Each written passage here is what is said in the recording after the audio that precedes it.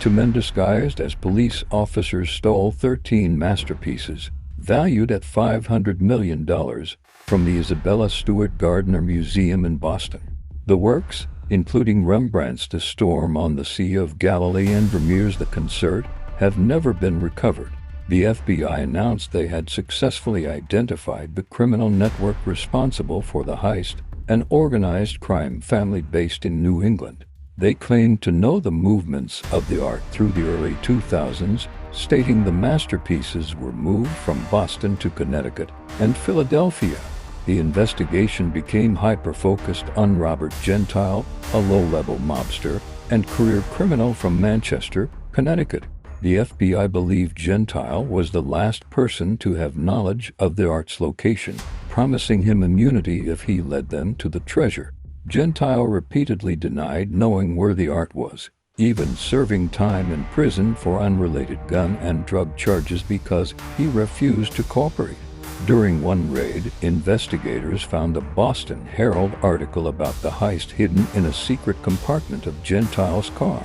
More chillingly, they found a small, handwritten list of the stolen paintings in his home, including their values, suggesting an intimate knowledge of the bounty. The widow of one of Gentile's former associates claimed that her husband had given her 2 of the stolen paintings, but she panicked and gave them to Gentile to hold, suggesting the mobster had definitely handled some of the masterpieces. The FBI strongly suspected Gentile was lying. They conducted multiple searches, including digging up his property and even tearing apart his basement floor, all based on informant testimony that the paintings were buried under his shed. They found nothing. The chilling implication is that the priceless masterpieces, including the irreplaceable Vermeer, were moved out of the possession of the organized crime network years ago. Or they were destroyed because they were too hot to sell. The art is considered unrecoverable by many experts.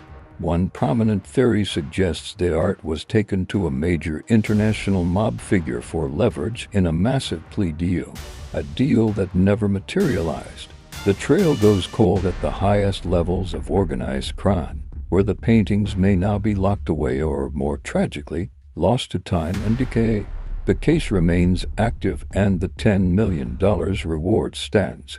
But the mystery now revolves around the agonizing question: who was the final person to touch the Vermeer? And was it simply burned because it was impossible to monetize?